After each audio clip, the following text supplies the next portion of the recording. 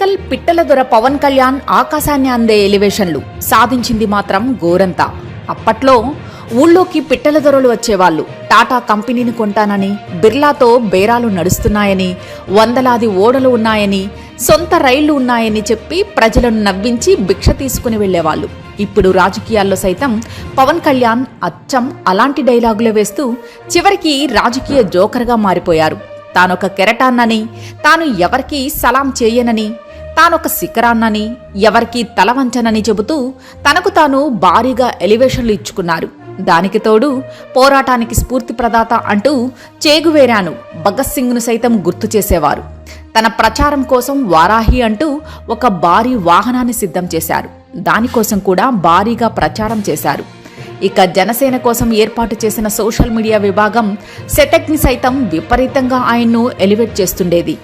ఇంకా CM YS జగన్ను పట్టుకుని ఏ జగన్ నువ్వెంత నీ బతుకెంత అంటూ ఊగిపోయిన సన్నివేశం ఇంకా ప్రజల కళ్ల ముందు ఉంది.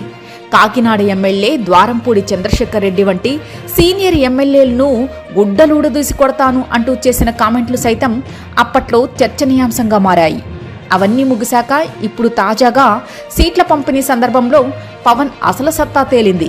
కేవలం 24 ఎమ్మెల్యే సీట్లు ఆయన మొహాన పడేయడం ద్వారా చంద్రబాబు పవన్ బలాన్ని, ఆయన విలువని చెప్పకనే చెప్పారు.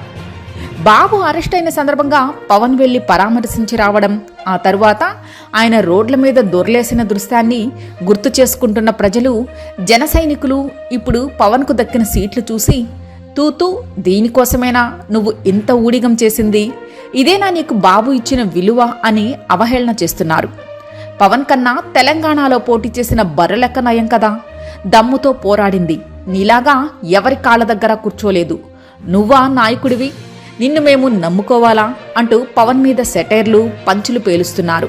నువ్విచ్చిన ఎలివేషన్లకు, నీకు దక్కిన సీట్లకు ఏమైనా సంబంధం ఉందా అని ప్రశ్నల వర్షం కురుస్తోంది. నీ బానిస బుద్ధి పుణ్యాన మొత్తం కాపు సామాజిక వర్గాన్ని చంద్రబాబుకు తాకట్టు పెట్టేశావు అంటూ కాపు యువత ఆవేశంతో ఊగిపోతోంది.